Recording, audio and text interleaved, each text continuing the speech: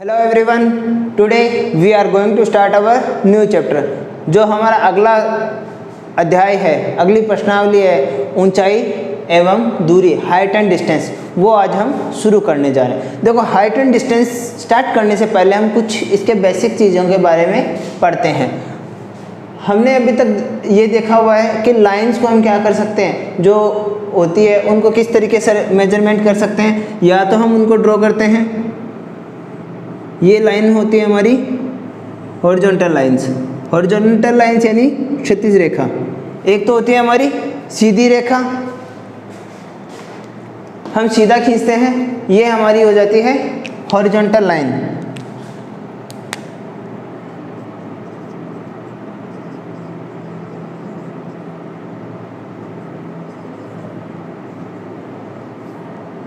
यानी क्षैतिज रेखा। इसके अलावा हम लाइन किस तरीके से ड्रॉ कर सकते हैं? इसके अलावा लाइन हम सीधे ड्रॉ कर सकते हैं, जो ऊपर से नीचे की तरफ आए, नीचे से ऊपर की तरफ जाए। ये लाइन होती है हमारी वर्टिकल।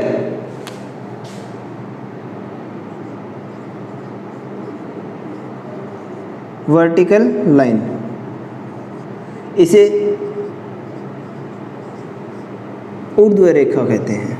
यानी ऊपर की ओर नीचे जो लाइन खींची जा रही है वो हमारी ऊर्ध्व रेखा कहलाती है। अब देखो, इसमें जब भी हाइट एंड डिस्टेंस की बात करेंगे, हाइट क्या होगी? हाइट हमेशा ऊंचाई की तरफ होगी और डिस्टेंस हमेशा दूरी, वो उसमें क्या होगी? एक लंबाई होगी। तो vertical line and horizontal line किसको रिप्रेजेंट करने के काम आएगी? हाइट एंड डिस्टेंस को रिप्रेजेंट करने के काम आएगी। अब देखिए, कोई भी अगर ऑब्जेक्ट है उसको हम देखेंगे, देखने के लिए हम बॉडी का कौन सा पार्ट काम में लेते हैं? हमारी आईज को, आँख को काम में लेते हैं। तो ये जो हमारी आई होती है,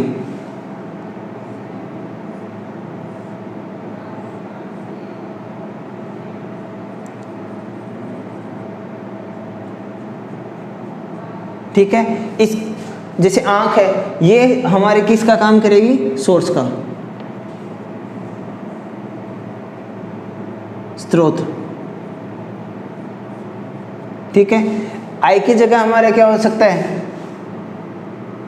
टॉर्च भी हो सकती है,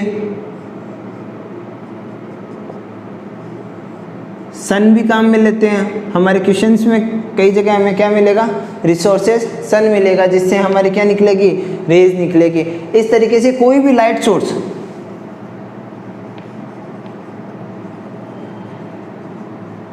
यानी प्रकाश स्रोत, हम क्या करेंगे? उसको यहाँ पर काम में लेंगे।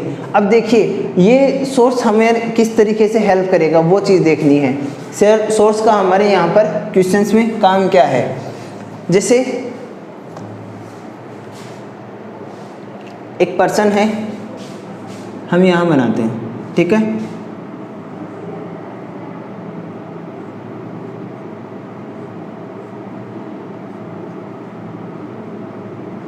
अब वो सामने की तरफ देख रहा है। अगर वो सीधा देख रहा है, जैसे हम यहाँ से देखते हैं एकदम सीधे की तरफ,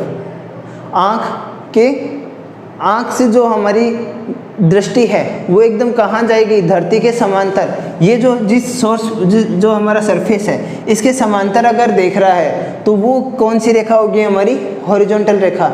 यानी आगे की तरफ देखना या फिर पीछे की तरफ देखना, दाएं बाएं भी जो हम देख रहे हैं वो हमारा क्या है? हॉरिजॉन्टल लाइन में है हमारा, ठीक है। इसके अलावा अगर हम ऊपर की तरफ देखते हैं या फिर नीचे की तरफ देखते हैं, जैसे हम हमारे पाँव की तरफ देखते हैं या ज़मीन की तरफ देख रहे हैं, तो वो लाइन ऑफ साइट क्या हो जाएगा हमारा? वो हमारा हो जाएगा वर्टिकल साइट। जैसे यहाँ पर हमारा हम क्या बना देते हैं? एक आई बना देते हैं या एक टॉर्च बना दिया, ठीक है। टॉर्च से लाइट कहाँ डाल रहे हैं? हम ऊपर की तरफ कर रहे हैं। देन उस जो लाइट की रेज होगी, प्रकाश की जो किरणें निकलेगी, वो क्या जाएगी?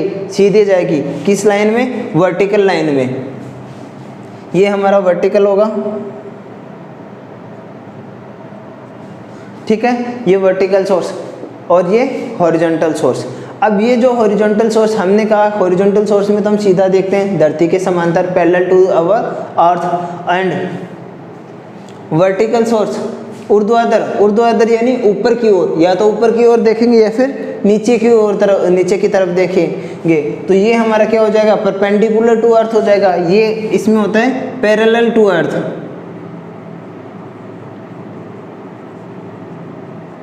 यानी धरती के समांतर या धरातल के समांतर। धरातल वर्ड यूज करते हैं क्योंकि धरातल में हमारी क्या आ जाएगी, पृथ्वी भी आ जाएगी। अगर हम किसी बोट पे खड़े हैं जैसे, तो बोट का जो सरफेस है वो हमारा क्या करेगा, इसमें धरातल का काम करेगा। मान लो आप किसी बिल्डिंग की छत के ऊपर खड़े हैं, तो छत के ऊपर खड़े रहने पर जो छत है वो छत किसका काम करेगी, हमारे लिए वहाँ धरातल का काम करेगी और हम उसके पैरेलल देखेंगे। ठीक इसी तरीके से ये धरातल के क्या होगा, परपेंडिकुलर यानी लंबवत, परपेंडिकुलर,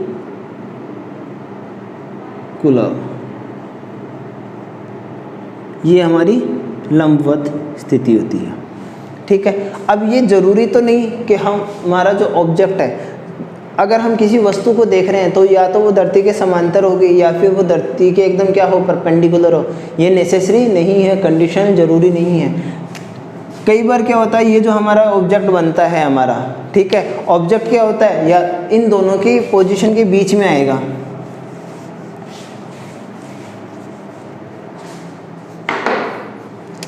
मान लिया ये हमारा क्या है, यहाँ पे एक पर्सन खड़ा है, ठीक है,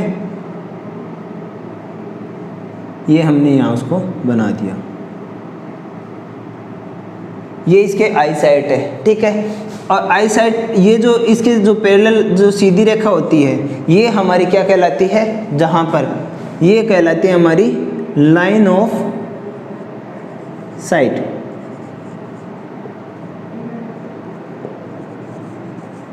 line of site, line of site क्या होती है हमारी, लाइन ऑफ साइट एक आई ऑब्जर्वर की तरह हमारा काम करती है। और साइट जिस ऑब्जेक्ट से हमारा जो रिसोर्सेज मिल रहा है, देखो आई हम यहाँ हमारा कोई ऑब्जेक्ट है, ये एक हमने ऑब्जेक्ट लिया, वस्तु यहाँ रखी हुई है, ठीक है। अब यहाँ जो आँख है या फिर टॉर्च है, ये हमारा क्या है, सोर्स, स्रोत। इससे ये सीधी रेखा में है, तो ये जो सीधी रेखा बन के आती है जिससे हम क्या करते हैं, ऑब्जेक्ट को देखते हैं, वो हमारी क्या कहलाती है, लाइन ऑफ साइट यानी दृष्टि रेखा। ये होती है हमारी दृष्टि रेखा। ये हमेशा स्ट्रेट लाइन होती है, ये स्ट्रेट लाइन के अंदर होता है, क्योंकि अगर हम किसी भी ऑब्जेक्ट को देख रहे हैं, किसी वस्तु को देख रहे हैं, ऐसे तो है नहीं कि हमारी जो आई साइट है वो क्या करेगी, टर्न होके जाएगी। हमेशा हमारी आईज में उसका रिफ्लेक्शन स्ट्रेट बनता है, किसी भी वस्तु को हम सीधा देखते हैं, ठीक है। तो वो क्या, वो जो सीधी रेखा को मिलाने वाली जो दृष्टि की रेखा यानी प्रकाश की जो किरण बनेगी हमारी, वो हमारी क्या होगी, स्ट्रेट लाइन में, जो क्या कहलाती है, लाइन ऑफ साइट कहलाती है, यानी दृष्टि रेखा कहलाती है। अगर हमारा ये ऑब्जेक्ट ये इस पोजीशन में है और इस पोजीशन के बजाय मान लो अगर हमारा ऑब्जेक्ट यहाँ कुछ ऊंचाई पर होता, it becomes in some height, ये कुछ ऊंचाई पर होता, तब ये इस वस्तु को कैसे देखते, ये सीधे इस तरीके से, ठीक है। तब इस कंडीशन में क्या हो जाता, ये जो लाइन है ये हमारी क्या होती, जो पैरेलल लाइन होती है हमारी, जो हमारा धरती है, धरातल है, धरातल के पैरेलल लाइन बन जाती। अगर ऑब्जेक्ट ऊपर की तरफ है तो ये हमारी क्या है, पैरेलल लाइन, और ये लाइन ऑफ साइट यानी दृष्टि रेखा, और ये हमारी हॉरिजॉन्टल लाइन,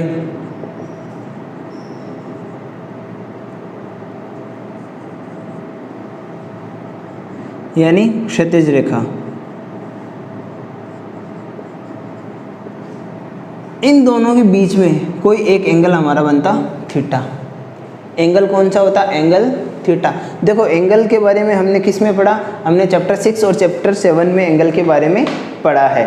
और चैप्टर 6 एंड 7 में हमने ट्रिग्नोमेट्री के क्वेश्चन सॉल्व किए थे, जिसमें थीटा एंगल वाले क्वेश्चंस भी हमारे यहाँ पर थे। अब ट्रिग्नोमेट्री के ये जो रूल्स हैं, मेथड्स हैं, वो कहाँ पर काम में आएंगे, ये इसी चैप्टर में काम आएंगे। तो ये हाइट एंड डिस्टेंस कैलकुलेट करने के लिए जो ट्रिग्नोमेट्री को यूज किया जाता है, तो ये कहलाती है हमारी एप्लीकेशन ऑफ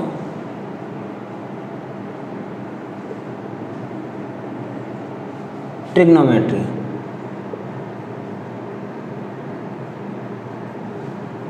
यानी त्रिकोणमिति के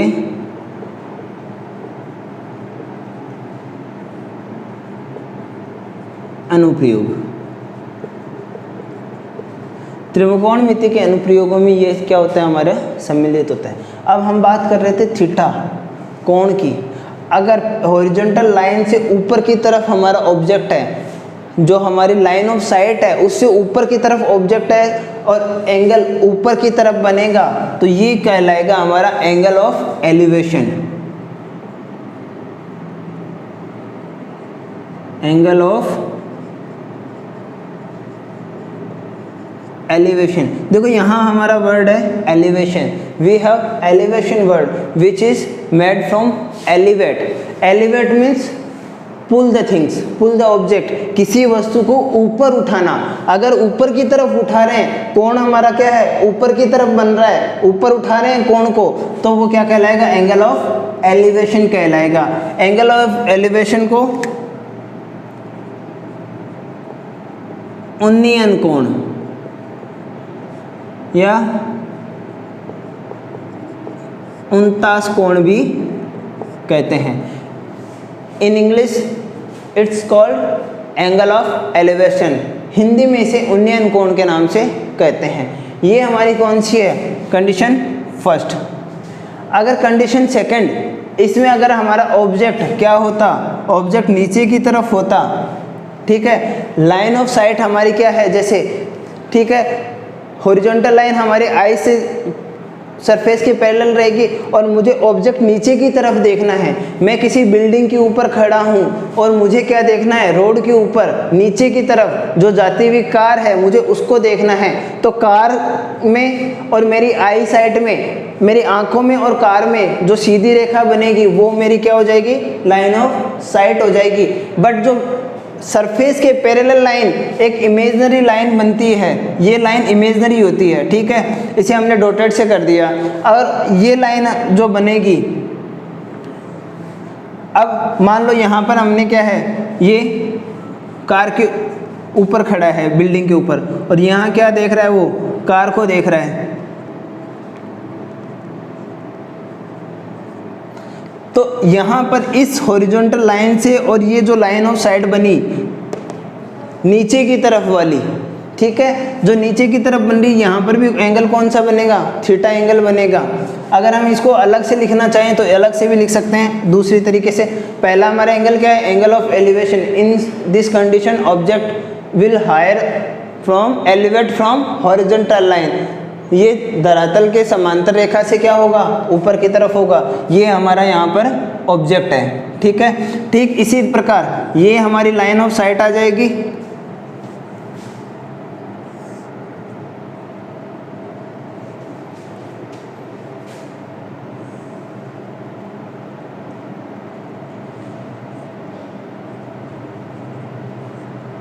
ये आई है आँख, ठीक है। अब ऑब्जेक्ट हमारा क्या है, नीचे की तरफ है,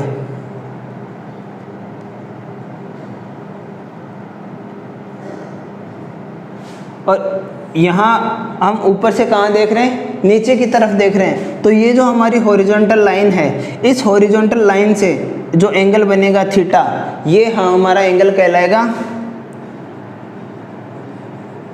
एंगल ऑफ डिप्रेशन।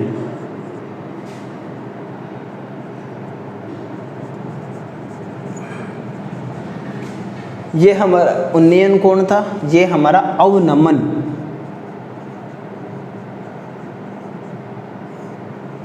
कोण कहलाएगा। डिप्रेशन में क्या होता है, चीज़ें सिकुड़ती है, छोटी होती है, नीचे की तरफ जाएगी।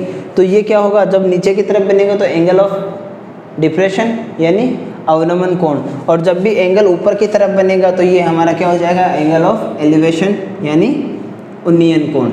इन दोनों कोणों का अगर आपके समझ में आ जाता है कि उन्नयन कोण क्या होते हैं, अवनमन कोण क्या होते हैं, what is our elevation angle and what is angle of depression, अगर ये दोनों चीज़ें आपकी क्लियर हैं तो हमारा जो चैप्टर है हाइट एंड डिस्टेंस हम आगे इजीली इसको लर्न कर सकते हैं, इसको सोल्व कर सकते हैं। इसका बेसिक जो कॉन्सेप्ट है वो किसके ऊपर डिपेंडेंट है, angle of elevation and angle of depression. हमें एंगल फाइंड करना आना चाहिए कि एंगल किस तरीके से बनेगा, ठीक है, या कौन सा एंगल बन रहा है।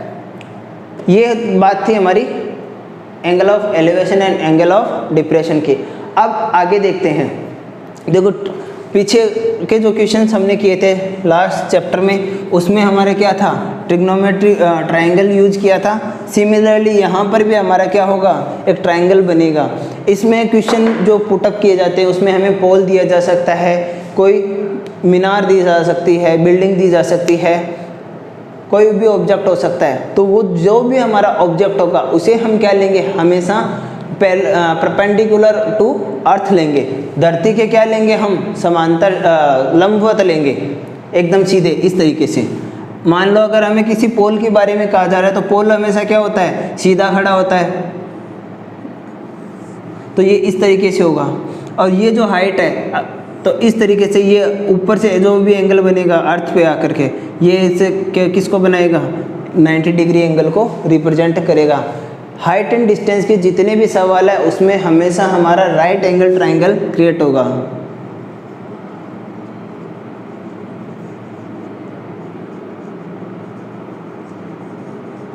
यानी समकोण त्रिभुज बनेगा इसमें। अब समकोण त्रिभुज बनेगा तो देखो पीछे हमने क्या पढ़ा था, लाल बटे कक्का, इसके बारे में देखा था। लंब ये होता है हमारा कर्ण,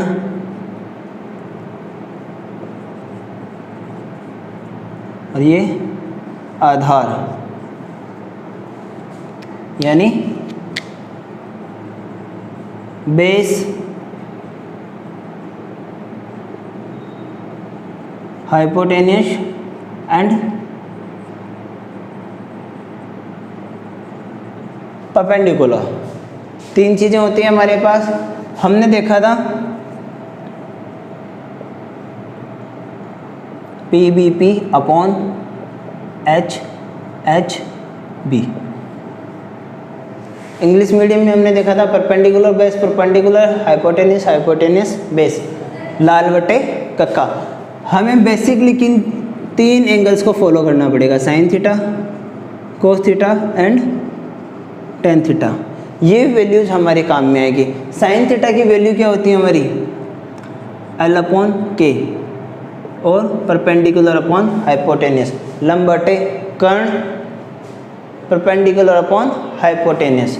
सिमिलरली कोस थीटा की वैल्यू क्या होती है, आधार बटे कर्ण, means base upon hypotenuse, and tan theta is equal to लंब बटे आधार, परपेंडिकुलर अपॉन बेस। अगर ये तीन हमें ध्यान में आ जाते हैं तो इन तीनों से हम क्या कर सकते हैं, बाकी के जो हमारे ट्रिग्नोमेट्रिक रेशियोज हैं, cos theta sec and cosec, उनके वैल्यू इजीली फाइंड कर सकते हैं। अब ये साइन कोस टेन, लंब लाल बटे कक्का या फिर p B P upon H H b किस तरीके से यूज होते हैं वो क्वेश्चंस देखते हैं। क्वेश्चन से हमारे क्या हो जाएगा, ये सारी चीज़ें क्लियर हो जाएगी कि किसके अंदर कौन सा मेथड यूज होगा या किस तरीके से इनको सॉल्व करना है, ठीक है। हमारा क्वेश्चन है the angle of elevation of the top of the tower from A point on the ground which is 10√3 meter away from the foot of the tower is 60 degree. Means angle of the elevation of the top of the tower is 60 degree. Find the height of tower. ऐसे क्वेश्चनों में हमें क्या करना है, सबसे पहले इसका एक डायग्राम बनाना है। अगर हमने डायग्राम करेक्ट बनाया है, सही बनाया है तो हमारी जो कैलकुलेशन होगी वो भी क्या हो जाएगी, बिल्कुल सही हो जाएगी। अब ये हमें कह रहा है कि एक टावर की शीर्ष का उन्नयन कोण 60 डिग्री हो और कहाँ से हो, मैदान के किसी बिंदु से। तो हमने हमारा जो धरातल है, ये हमारा धरातल है, मैदान है, और इसके ऊपर कोई भी जो भी टावर होगा वो कैसे होगा, सीधा खड़ा होगा, यानी 90 डिग्री के एंगल पे होगा। तो ये हमने एक टावर के लिए स्ट्रेट लाइन ड्रॉ की, ठीक है। अब इस धरातल पर means surface of the ground हम क्या लेते हैं, कोई भी एक पॉइंट लेते हैं, और इस पॉइंट को ये टॉप ऑफ द टावर, जो टावर का हमारा शीर्ष बिंदु है,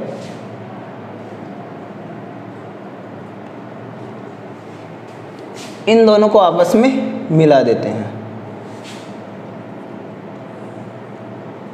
और इनको मिलाने पर जो भी हमारा एंगल बनेगा, एंगल ऑफ एलिवेशन, ये कितना है हमारा 60 डिग्री है। ये दिया हुआ हमें 60 डिग्री की, ठीक है। अब ये हमें कह रहा है, ये कह रहा है कि which is 10√3 metre away from the foot of the tower, यानी जहाँ पर ये टावर जमीन में गड़ा हुआ है या जमीन पर स्थित है, टावर के पाद पर यानी उसकी जड़ों में, जड़ों से इस बिंदु की दूरी कितनी दी हुई है हमें, ये वाला डिस्टेंस हमें दिया हुआ है 10√3 मीटर, ये वैल्यू हमें दी हुई है। ये हमारा क्या है, 90 डिग्री का कोण बन रहा है। और मान लिया हमारे टावर की हाइट कितनी है, h मीटर।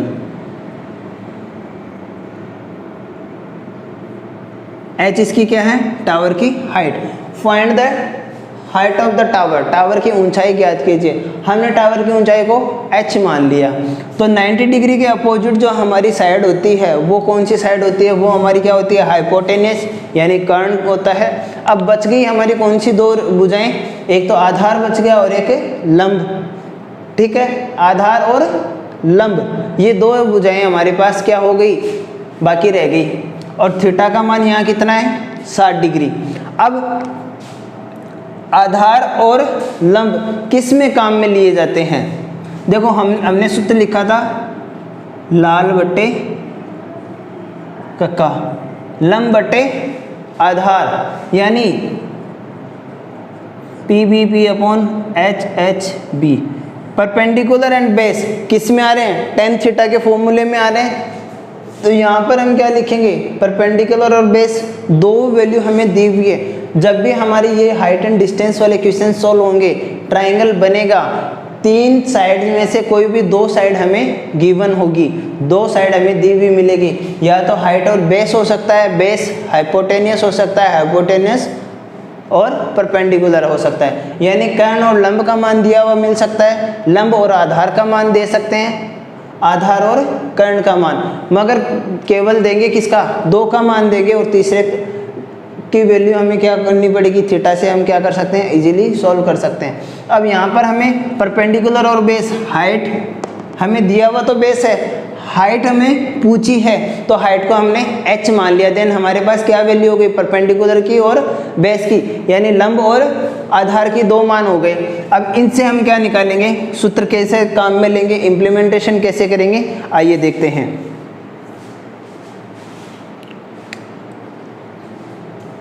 यहाँ हमारा सॉल्यूशन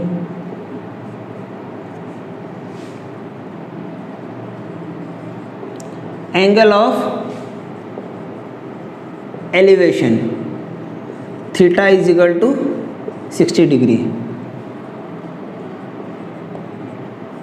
उन्नयन कोण कितना दिया हुआ हमें, थीटा बराबर 60 डिग्री, ये हमें दिया हुआ है। इसको हमने क्या नॉमेनक्लेचर करते हैं, ABC। AB हमारा क्या है, टावर है, तो यहाँ लिखेंगे let height of tower, tower की ऊंचाई क्या लिया हमने, AB, और जिसका मान हमने क्या मानना है यहाँ पे h मीटर माना है। ठीक है,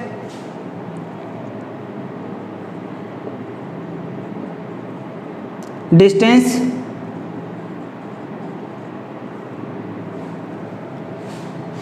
ऑफ पॉइंट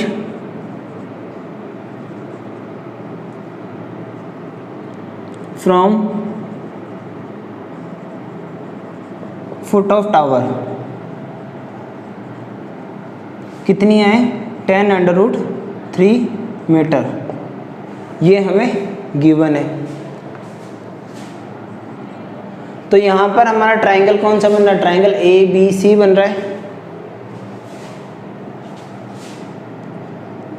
10√3 मीटर।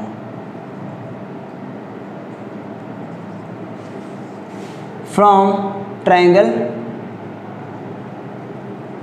ABC, यहाँ पर हमारे पास सिर्फ दो ही वैल्यू है, परपेंडिकुलर एंड बेस। तो इसको कैसे लिखेंगे, परपेंडिकुलर एंड बेस किस में काम में लिया जाता है, tan थीटा में, जो हमने चैप्टर 7 में पढ़ा है। ठीक है, चैप्टर 6 में देखा है, tan theta is equal to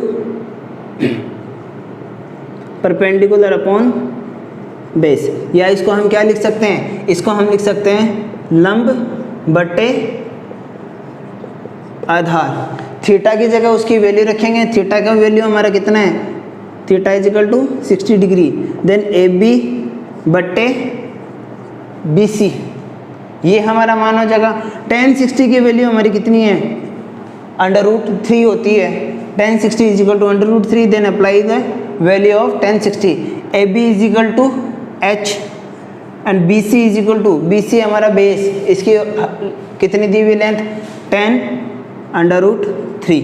अब इसको क्या करेंगे, क्रॉस मल्टीप्लाई करेंगे, then H is equal to 10√3 multiply √3, √3 will multiply with √3 is equal to 3। वर्गमूल 3 को वर्गमूल 3 से गुणा पर करने पर 3 आएगा, और 3 को 10 से गुणा करेंगे तो मान कितना आ जाएगा हमारा 30, यानी 30 मीटर, 30 मीटर आ जाएगा, जो किसकी वैल्यू है हमारी AB की, ऊंचाई की। ये जो हमने टावर की ऊंचाई ली है क्या है हमारा H, और H का मान कितना आया 30 metre. So height of tower is equal to 30 metre, यानी टावर की ऊंचाई बराबर 30 मीटर, ये हमारा आंसर आएगा। इस तरीके से हमें क्या करना, हाइट एंड डिस्टेंस वाले क्वेश्चंस को सॉल्व करना है। हमें देखना है कि क्या क्या वैल्यू हमें दी हुई है, उन दी हुई वैल्यूज़ के अकॉर्डिंग, इन्फॉर्मेशन के अकॉर्डिंग हम क्या करेंगे, हमारा डायग्राम ड्रॉ करेंगे। अगर हमने लाइन ऑफ एलिवेशन और एंगल ऑफ एलिवेशन या फिर एंगल ऑफ डिप्रेशन यानी अवनमन कोण या अवनमन कोण और उन्नयन कोण को देख करके करेक्ट डायग्राम ड्रॉ करना सीख जाते हैं, करना आने लग जाता है, तब हम क्या कर सकते हैं, हमारे क्वेश्चंस को इजीली सॉल्व कर सकते हैं और पूछी गई वैल्यू का मान निकाल सकते हैं। ठीक है, इस तरीके से हमें क्या करना है, इन क्वेश्चंस को निकालना है। चैप्टर 8 हाइट एंड डिस्टेंस सारा का सारा इन्हीं मेथड के ऊपर डिपेंडेड है, इसी तरीके से होगा। तो इन क्वेश्चंस को सॉल्व कीजिए। कोई भी क्वेरी या डाउट रहती है तो आप कमेंट कर सकते हैं, मैसेज कर सकते हैं। ठीक है, आपके कमेंट्स का, क्वेरीज का इंतज़ार रहेगा। Thank you, thanks a lot, have a nice day.